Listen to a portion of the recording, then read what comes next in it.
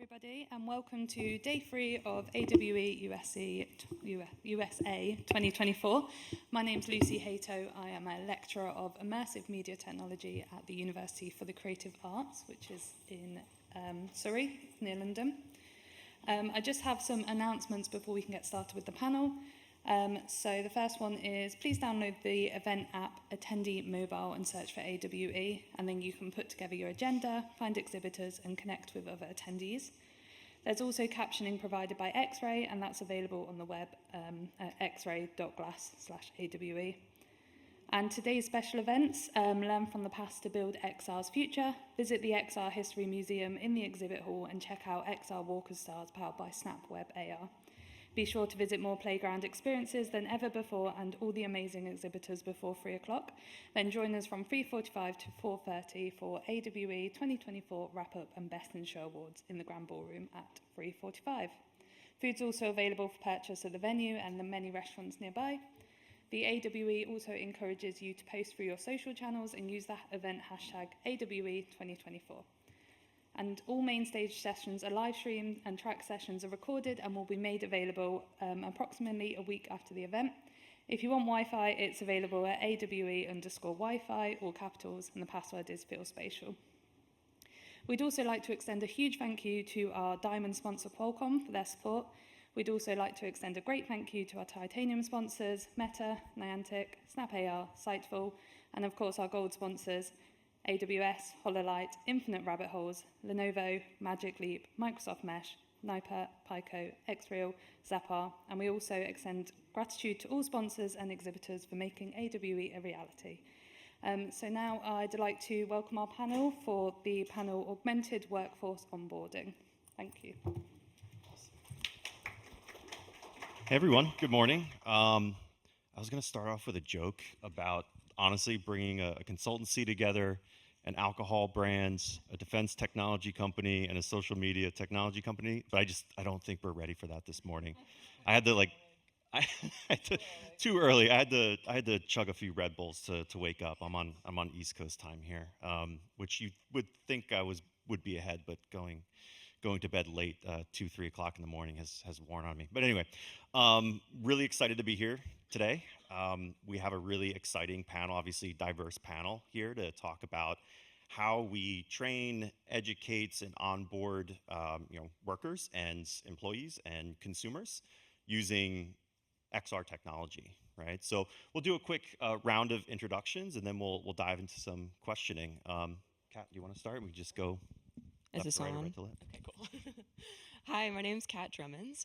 I'm currently working for Anduril, but I do have to preface that like 80% of the stuff I'm talking about today is from my past experience. So we're not quite ready for manufacturing and technician training for XR at Anduril just yet.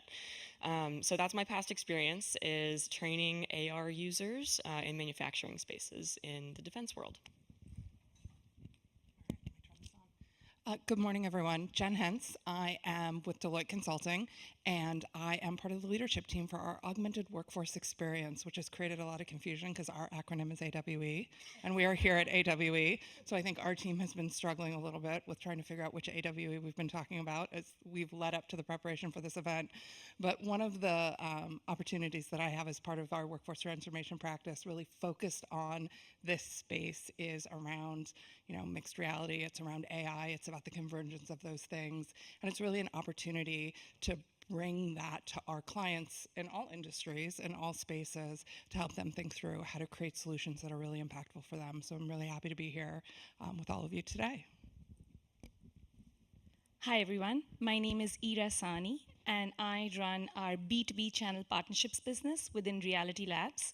Reality Labs is the part of Meta that works on the metaverse and bringing our virtual reality products to market. Our mission is to make virtual reality accessible and enjoyable for everyone. So I'm super excited to talk about how we've been working with companies as well as internally at Meta in using VR to really revolutionize the way we live, work, and play. On the channel partnership side, my team actually works with a variety of partners like Deloitte, our resellers, our distributors, and our independent software vendors in helping companies make that leap into virtual reality. So I'm super happy to see everyone here wanting to learn more about this space. Thank you. All right, hey everybody. My name is Devin. I am the global head of digital for the tequila category at Diageo. For those that don't know Diageo, we are a portfolio of leading spirits brands. So within tequila, we look after Don Julio, Casamigos, a couple others, but we also have some fantastic brands in the whiskey space: Johnny Walker, Bullet Bourbon, list is long. So I'm a marketer, so I come at this from a little bit of a different perspective, but we are very much engaged in leveraging mixed reality, augmented reality to help consumers understand and engage with our brands, because our brands are made at some really fantastic places in the world, and we think that this technology can really help people around the world experience, learn about, and really enjoy our brands. So thanks for having me. Yeah, awesome. And I purposely left my intro for last because I feel like there's way more important stuff that these panelists had to say than I. But Deloitte Consulting, I'm going to be moderating today, and on Jen's team and some folks in the crowd, delivering spatial computing solutions out across the workforce, consumer, operations, across a whole bunch of different industries. So really happy to be here and honored to be able to moderate the panel. First question. We're going to talk a little bit about success stories. Let's start off this panel with some success, and then we could talk about challenges later.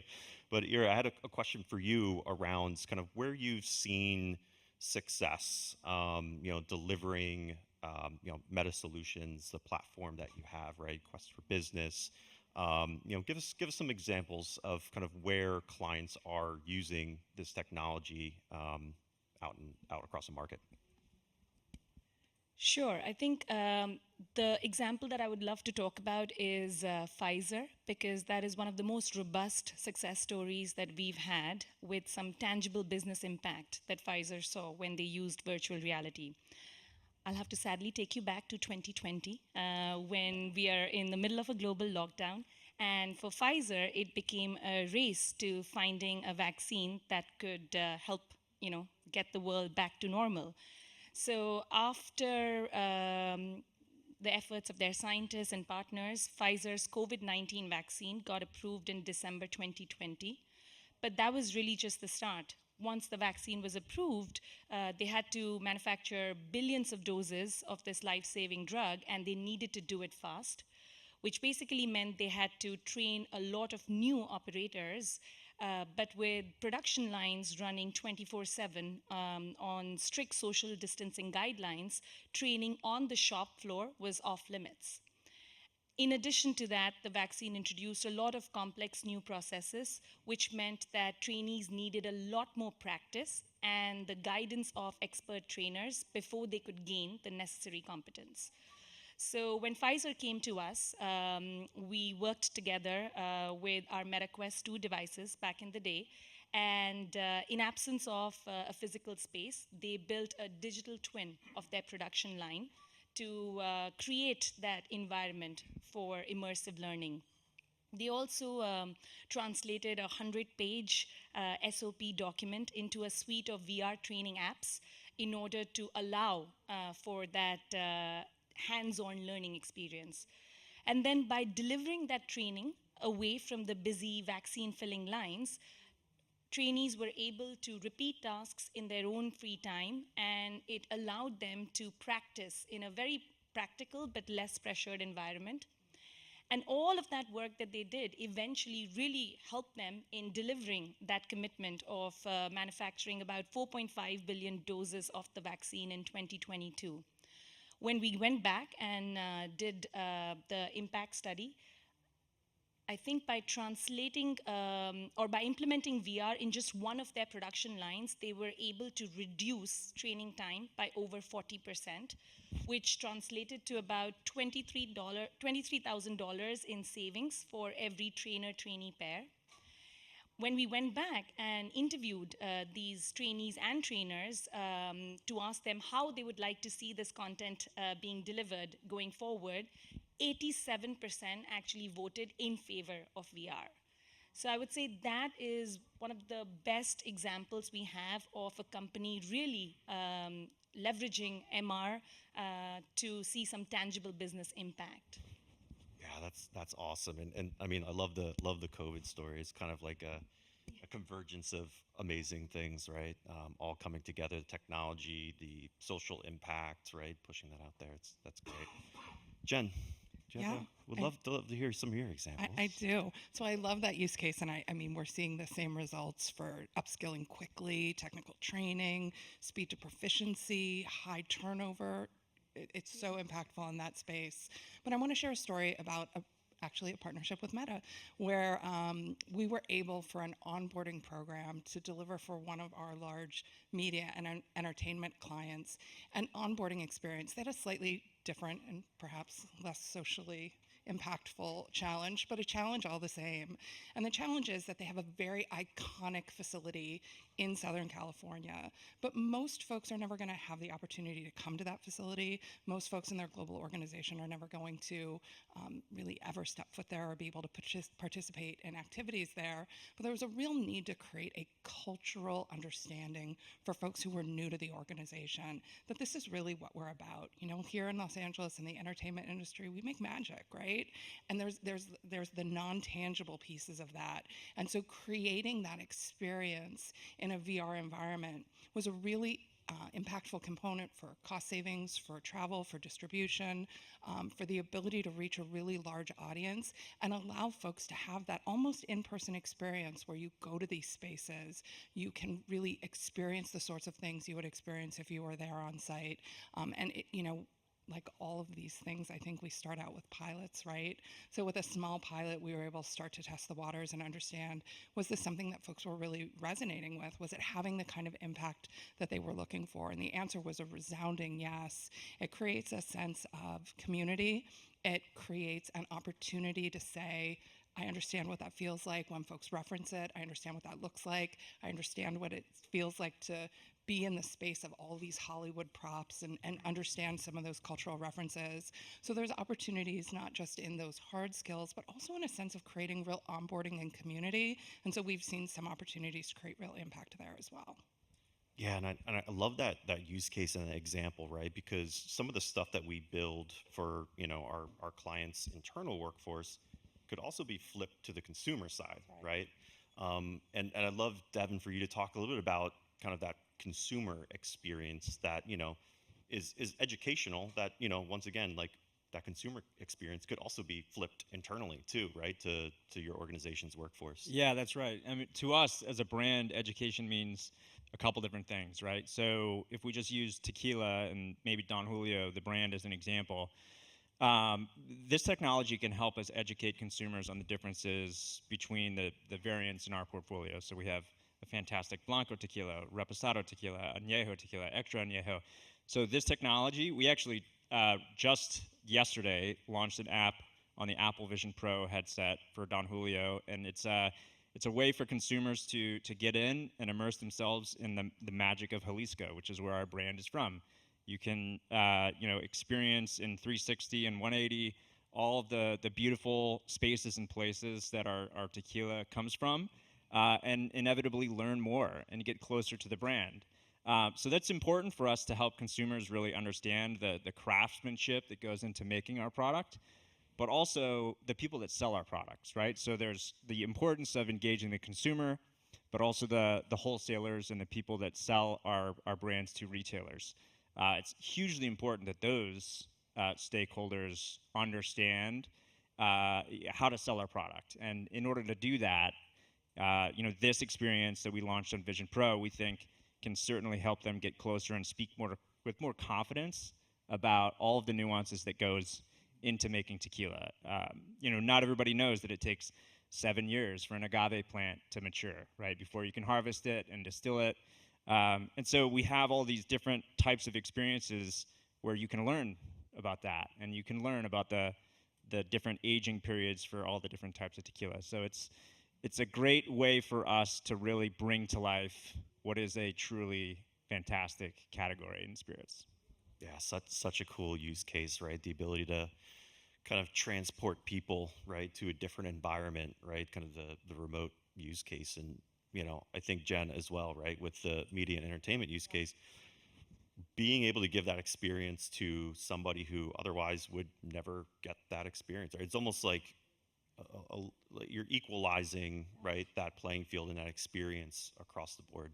So Yeah, and I think, for us, the path ahead, we're looking to find scale, right? So we're thinking about Quest and right, thinking about bringing this experience to the millions of headsets that exist with Quest, and bringing it to more consumers around the world. The big thing for us is, as a business, we just launched Don Julio in markets around the world 6 months ago.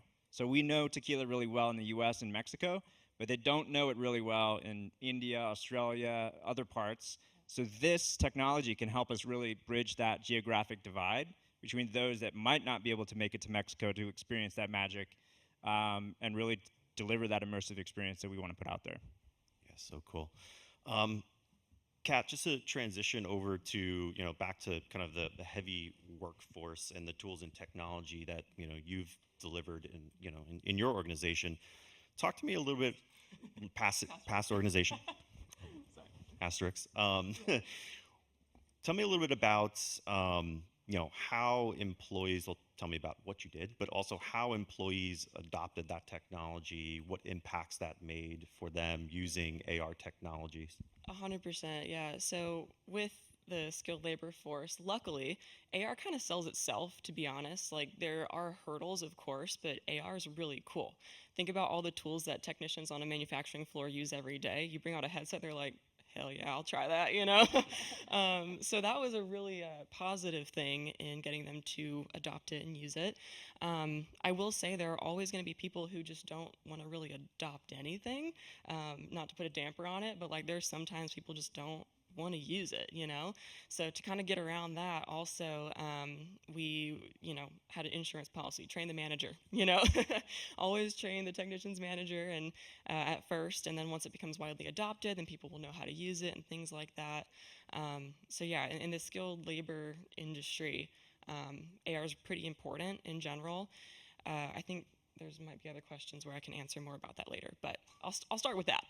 Yeah, no, we see that a lot across, almost every industry and every organization. Like, where do you truly, who do you have conversations with? How do you build those super users, right, to kind of, properly get the influence that you need, right, to kind of push the technology through the organization. So, a lot of times it's like, do we go tops down? Do we go bottoms up? It's probably a combination of both those things. 100%. And if you have somebody backing you the whole time, especially like upper management, if you have somebody who, one, can get you funding, and two, can kind of help you have a voice for XR all the way up the food chain, then you're going to be more successful than just being an individual contributor trying to like prove something out that a lot of people don't really know about. So. Yeah. So talk to me, Kat, a little bit about like what you actually deployed in your past organization. Sure. So it was basically AR headset, manufacturing floor, work instructions, holograms, things like that. So at the end of the day, we're training those technicians and onboarding them, so to speak, on how to use the AR, not just the hardware, but also the client app, the software, right? So yeah, that's mostly what we did to, hundreds of technicians over a manufacturing line. And it was really important. Like, the adoption was pretty successful, if I don't say so myself. I have some old coworkers in the background who can maybe attest to that. But woo, let's go. So yeah, it was a overall very positive experience. Leave it there. Awesome. Ira, passing it back over to you, would love to, and I know when we talk innovation, it tends to get a little fluffy. What we're doing is innovative at heart, but would love to double click into where you've seen innovative use cases, right? Where we've used the technology to really innovate for our clients or for an organization. Yeah.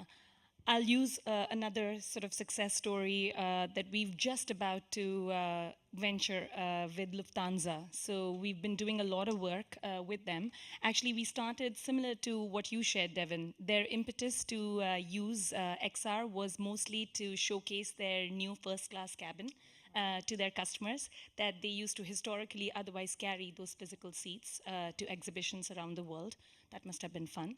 But since then, they have started leveraging XR to train over 20,000 employees. And I personally had the luxury of talking to their L&D team that was telling us that one of the most time-critical processes during the turnaround of an aircraft from the time it lands and then is ready for the next takeoff is the cleaning process, because it needs to be done in high time pressure and it has to produce good, reliable results to, get the box ticked for the cabin to be ready for the next set of guests. So at Lufthansa, they decided to leverage XR to train their cleaning staff, which was very efficient because it addresses the muscular memory. So getting used to the necessary movements and procedures to efficiently clean the aircraft. And using XR also helps them better prepare their staff, even though they have never physically seen the aircraft when they first get in to clean it for the first time. I thought that was fascinating. We've just about leveraged that use case to deploy Quest devices, and I'm hoping that we can start measuring the impact similar to what I discussed early on. That's such a cool use case, especially for folks. We see it a lot too in like a lot of the call centers, right? Where, culturally someone might not understand like where a breaker box is located in a garage because garages simply just don't exist, right? So it plays into that kind of global scale of what this technology can truly do, which is amazing. I wanted to transition a little bit to kind of some of the challenges right along the way in deploying and implementing this technology in organizations. And Devin, I got to pick on you because it's fresh. You just launched, right? I would love to just understand some of the challenges Diageo has kind of faced and it could be adoption, it could be technical challenges, it could just be change management issues, whatever it is. I would love to hear a little bit more about kind of that road. Yeah, well, I think with any organization like ours, it's important that you have stakeholders within the business that support efforts to work with emerging technology like this and get it out. And so I would say in terms of challenges we've faced and or limitations, because anything we do needs to be at scale because our brands are scale brands.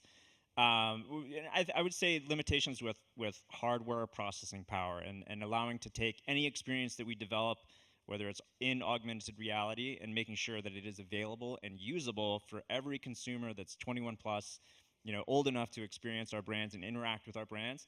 And sometimes that hasn't always been the case. But look, you test and learn, and you bring things to markets, maybe at small scale, and you take those learnings and you apply them to larger scale markets. We had an experience that we took to Brazil called Bartender AR, and it was branded with our Johnny Walker brand to help people make Scotch highball cocktails. And you use the web app, and it helped you kind of walk through the steps of making that cocktail. And it was great, but we really learned a lot about the hardware limitations for bringing that to market. And we're ultimately applying those learnings to enhance an experience for tequila cocktails around the world, because we want people to learn how to make a great Paloma. So we're taking those learnings around the world. So look, I think with challenges, you learn and you apply those learnings and you move forward. And I think that's what you got to do. Yeah, liquids and physics are processing expensive, right? There's a lot of expense to doing that. So, but that's a cool experience. Kat, would love to know some of the challenges you faced in deploying AR in your org. 100%. I agree with the scaling issues. So when you're in the business of training, right, you train one technician, then they ask you to train another, then they ask you to train 10, then they ask you to train 100. And you're like, oh, am I a full-time trainer now? Cool. I'm getting paid to do this. Awesome. So I think with scale, you just have to keep in mind to, hire the right people who are going to support you if you have the funding to do so. Speaking of hardware limitations, that was also an issue as well. But, our job was to execute, so we had to kind of put it aside and just worry about the scaling factor. So for us, yeah, the scaling for training in particular looked like creating curriculum. If any of you are familiar with the HoloLens 2 Tips app, that app is honestly great. It walks you through exactly how to do what you're supposed to do. So if every client app out there could make a tips app, so to speak, you'll win the game. Just a little tip. Yeah. Oh, that's awesome. And Jen, we'd love to hear a little bit about, we heard some of the challenges, right, with Yeah. technological limitations, but what are we also hearing from a user perspective, right? What are users saying, from a end user experience? Yeah, I mean, let's be honest. We know that humans are resistant to change, right? It's human nature. And so, certainly, there's an element of that.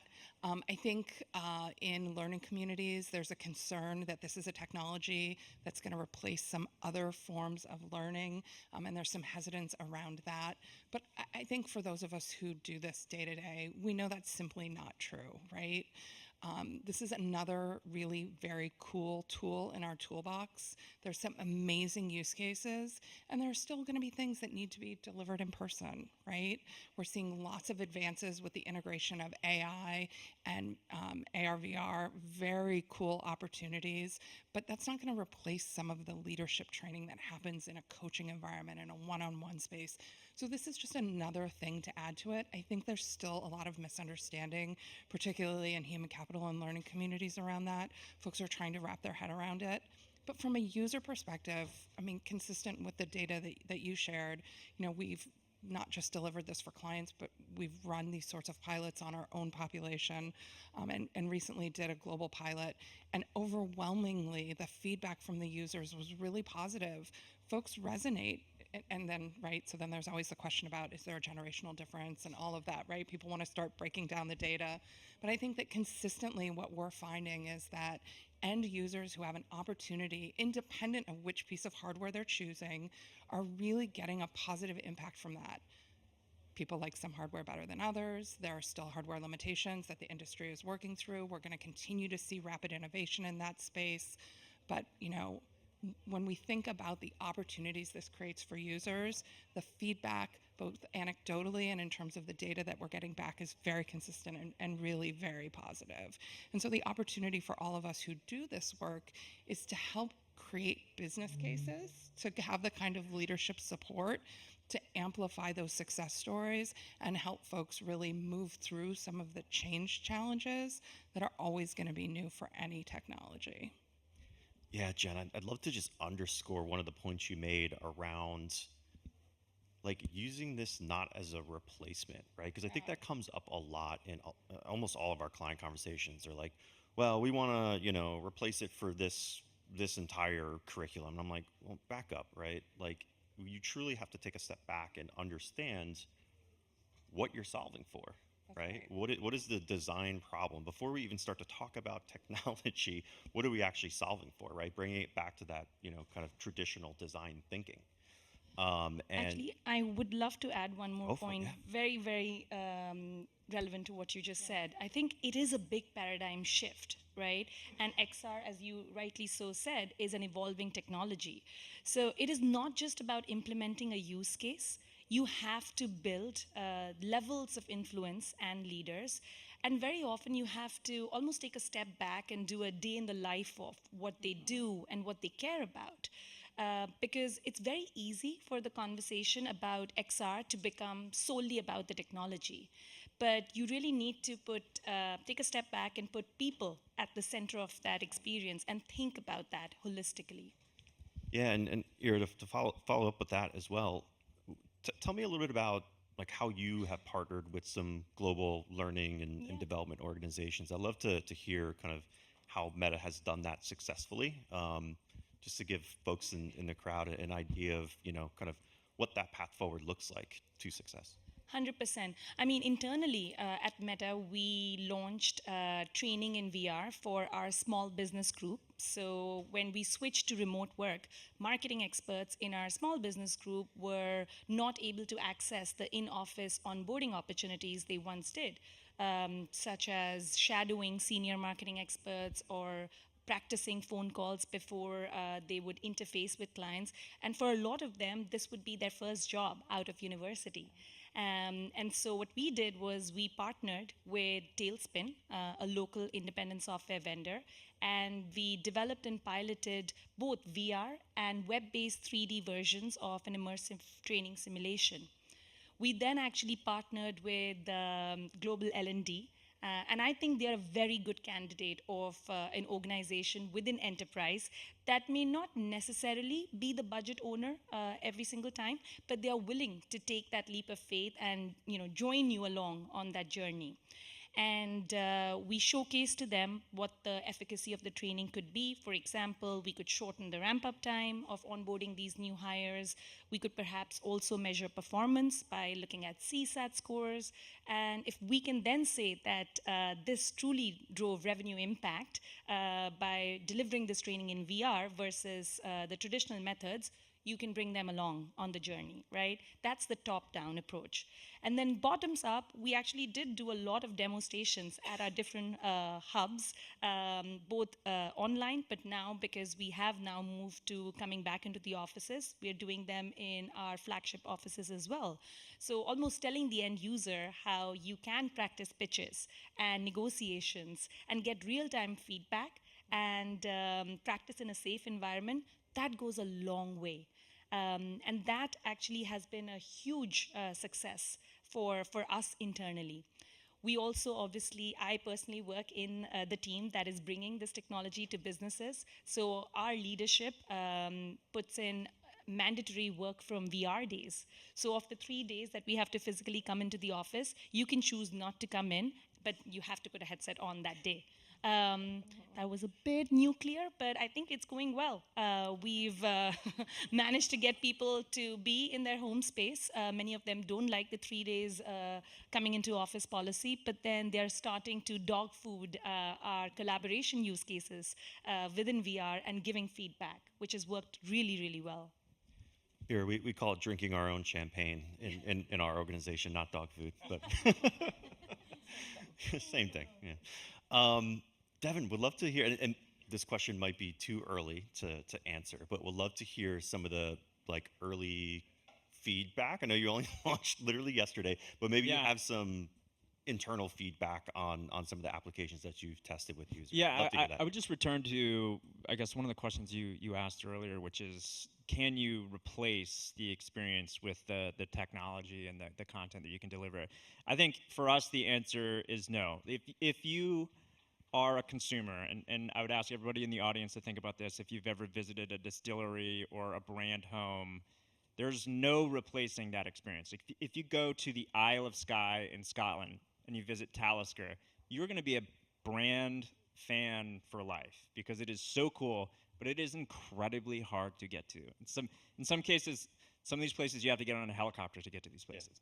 So challenging, and you can't replace that in-person experience, but we can get very close. And so what we just launched on Apple Vision Pro, I think, and the ability to experience the agave field in 360 video and 180 and really truly immerse yourself in what is a incredibly beautiful landscape, like stunning. I've been there in person, and you can get very close with this latest technology. So you can't replace it, but you can get very close. And I think for us, that's what matters the most, because you can make as many impressions as possible and hopefully drive brand fame and build fans amongst consumers that, once you get close to the brand and you learn about it and you get into it and you're curious, you become a fan. And that's ultimately, I think, what drives a lot of the popularity for our broad category of spirits. And so it's fun and exciting, and I think we're going to continue to look to do this for our other brands because we have so many fantastic brand homes around the world that may be hard to get to or hard for fans to experience, and so this is a way for us to do that. Yeah, very cool. We heard about an interesting use case about a mining company, right? And same thing about having to helicopter people into the mine, which obviously costs a ton of money to do. Is there an experience to kind of replace that, right? And reduce costs, the reducing travel costs always comes up a lot, but it's not I feel like a metric to ignore in a lot of use cases, because it does cost in your case, Yeah, right? to look, I help mean, out the and people in, right? that's a serious consideration. I mean, we just launched an initiative that I know you guys are close to, where we hired a number of distributors. And while it may be easier to get some of those folks to, the Bullet Bourbon Distillery in Shelbyville, Kentucky, it might not be as easy to bring them down to Jalisco, Mexico, to our distillery, which is an hour plus outside of Guadalajara. So we can use this technology to get them closer to all of the what goes into making our product, and it's a great way for us to do that. Awesome. So I want to use the rest of the time here. We got about 20-ish minutes left to talk a little bit about the future, right, and kind of where we see things evolving. The first question I had was actually to Jen. I mean, how do you see XR evolving, right, in the context of global work, global collaboration, and just remote work in general, right? As we start to see organizations sort of also force people back into the office, right? Yeah, I love that you all are doing this option of a virtual day, right? Like, it's funny because Bryan and I were actually talking. We're going to start doing some of our meetings in headsets and encouraging folks to really embrace it and settle in. I think part of the evolution is just growing comfort with the evolution of the tech, right? There's all kinds of, if you've walked the floor here over the last couple days, there's some faces you've seen before, there's some new faces, and there's the evolution of things that are happening, even from folks who like Meta, who are really established in the market. There's always something new happening. But I also think that as I'm in an interesting position. I get to serve all kinds of clients across all kinds of industries. And so it's a really interesting kind of snapshot into what's happening in a variety of places. And we know across the board that industries of all kinds are really trying to figure out how to take this technology, how to take this focus on AI as part of that, and how to create new opportunities to create a workforce that is comfortable, that is skilled, and that is efficient in new ways of working. And it's impacted if you're in manufacturing. We're seeing more and more with robotics and AI. We're seeing all these new applications. So how do you create, work instructions? How do you bring AR into that in a way that's really seamless and comfortable?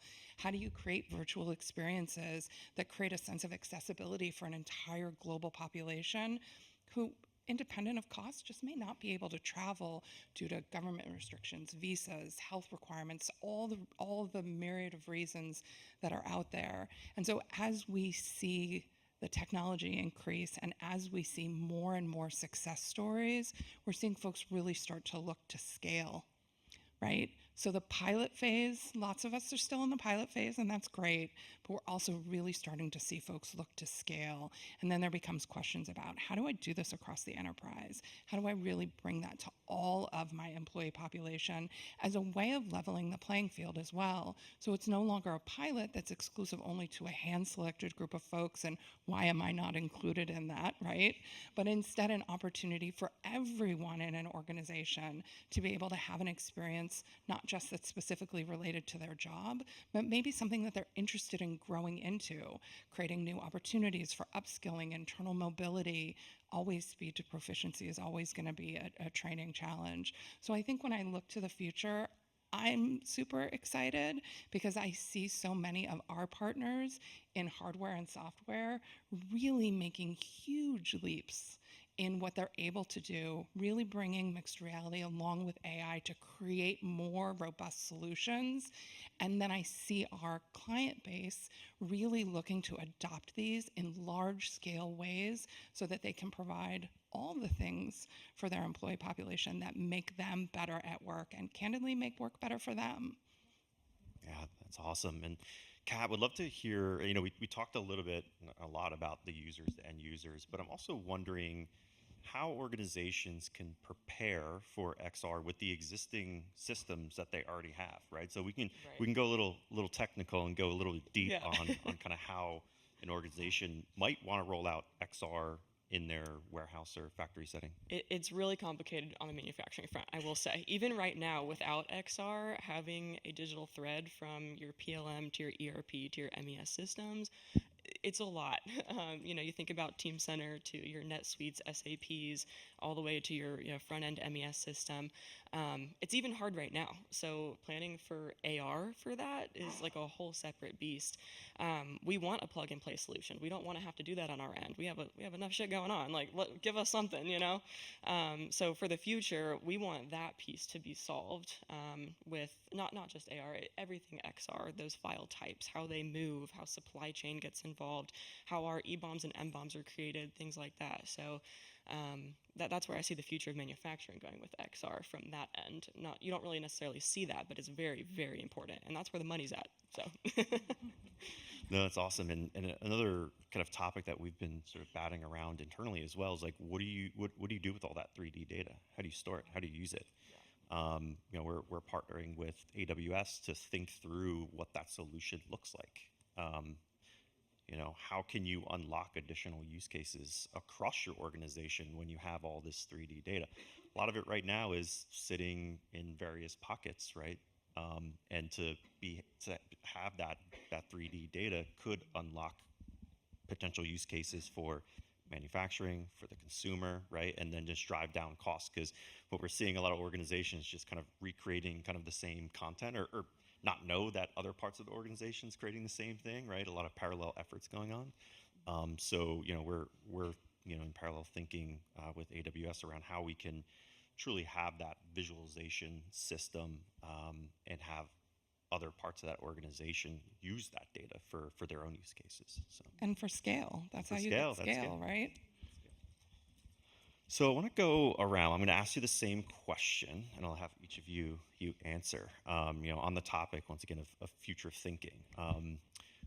We'll start with you, Kat, and we can go down the line. You know, talk to me a little bit about where we see the technology going, right? And you could be as science, you could be as sci-fi as you want. Sure. But would love to understand your thinking around like. You know, 2 years out, where do you think we'll be? 5 years, 10 years? You can really expand your thinking on that. For sure. I'm going to be honest. I think my answer is going to be a little bit boring just because I'm like We love very boring. much Boring- on the manufacturing technician end. Boring is but money sometimes, right? For sure. Yeah, 100%. I think, you know, experience with the HoloLens 2 in particular, yeah, it's, you know, kind of not the best device ever. But when you spend a lot of time with something, you learn to love it. You know, you learn to really appreciate it for what it is. So the ergonomics of that thing it's just amazing, especially if you're working on a product line that's a large scale and you're moving around and stuff. There's no way we'd ever have, well, I say no way, you can prove me wrong if you want to, but if we're not going to deploy something like a VR headset with pass-through or anything, it's going to have to be an AR solution that can flip up and down, that you can take off and be dynamic with. And it's going to have to be a wearable in that sense too. We're not going to walk around with iPads because we need to work hands-free, right? So I'd love to see an iteration of that concept I'm talking about. But, you know, better processing power, you were alluding to hardware earlier, things like that, especially for, and maybe that we can, you know, leverage that edge rendering capability as well. But yeah, boring answer. I just want to see that, but better, right? I don't want to really see other. Yeah. it's a great answer, right? Because when we think about certain environments, work environments, a lot of them are very industrial, right? Like the headsets and technology and wearables need to match that environment when it comes to the safety standards, right? Esham needs to approve it, okay? Jen, what are your thoughts? So it's interesting. This is going to sound like a little too optimistic, but it's true. I really think it's limitless. And this is why I say that, and I may be dating myself a little bit here. But when I think about the evolution of technology that I've seen just in my own life, right? The ability to integrate technology into how we live, how we work. Like, think about it. A generation ago, nobody was walking around with a smartphone. I mean, we might have had Blackberries, right? But like, we didn't have the kind of computing power in our hand that we do now. And when I think about the evolution of the technology in this space and the way that it's really infiltrating into the way we do work, it's starting to become more and more seamless. So I don't think we're that far away from an environment in the workspace where we expect and anticipate to have tools that will augment our experience, whether we're working on a manufacturing floor, whether we're out in a tequila field, which I'm ready. Okay. Just heads up in front of all these people. No pressure. And I'm okay with my AVP. I'll do it there. But like, think about the expectation that's coming from our employee population. They expect us to enable them to do all of these things and to provide them with the tools to do it, not just for the job they have today, but for the job that they aspire to have, either in your organization or in another one, right? And so they're constantly going to be creating an expectation that those of us who do this work are going to meet them where they're at. And I've already seen, just as in the last few years, the integration of these things into the work that we do every day. And so you'll hear folks say like, oh, like I need AI. And it's like, it's already there, buddy. Like, click the button. Maybe you don't realize it. And so we're starting to see a lot more of that integration. And so because of that, I really do think that the possibilities are limitless. I mean, in the time we've been doing this, we've been exploring hard skills, soft skills, experiences, how to take digital twins and take that data and create more opportunities to upskill and train, how to create new environments for folks that maybe don't even exist, how to predict some of the future things. So a lot of response planning, supply chain management for future scenarios. I mean, hopefully we won't have another COVID, but we know here in California, we're gonna have wildfires, we're gonna have these other things that are a little bit unpredictable. And these technologies give us an opportunity to simulate some of those potential scenarios in a way that we couldn't have done with the same fidelity and experience that we had before. And because it's becoming so accessible to the consumer market, folks expect it, and so I think we're really going to have to rise to the occasion, and it opens up doors that, I don't think there really are any limits. Yeah, and I can't remember who said it earlier around the, the incoming workforce, that generation, that, and I think we've all talked about this theme before, around like a lot of our Gen Z have communicated, have worked, have played inside these virtual environments. So, they have the expectation for when they start a job that those tools and technology, that they're available, right? I'd love to hear your thoughts, Ira. 100%. I echo every single thing that you just said, not because I also live, breathe in it every single day. I think I definitely see this technology taking over the education space. I say that because what Google Chromebooks was able to do to both schools and universities, I can definitely see now that the technology is becoming much more affordable and accessible. It is definitely the next big step for schools to upgrade a little bit of their, iPhones and tablets or digital whiteboards into really experiencing this in 3D and VR. I remember talking to a company that is actually going to be teaching VR in maths to higher schools. And when I met the founder, I asked her, why did you pick maths as a subject? Because that would be the last one I would think of. And she said, well, that is the hardest subject and the ones that students struggle the most with. So the impetus to bring it in XR was to first bring that cool factor in, please don't hate math, and then trying to figure out how do we actually get, once we've got them in, they might be non-believers, but we can then teach them exactly how to make this subject a little more interesting. So for me, as a mother of two young girls, I definitely don't see my daughter using a laptop and a monitor with 3 screens. So that is where I see the technology really thriving. And then I echo your sentiment in terms of just the technology itself. I think smart glasses would ultimately be the form factor for XR. Having seen what Meta Ray-Ban glasses have done in the consumer space, there is so much incoming demand we see from enterprises.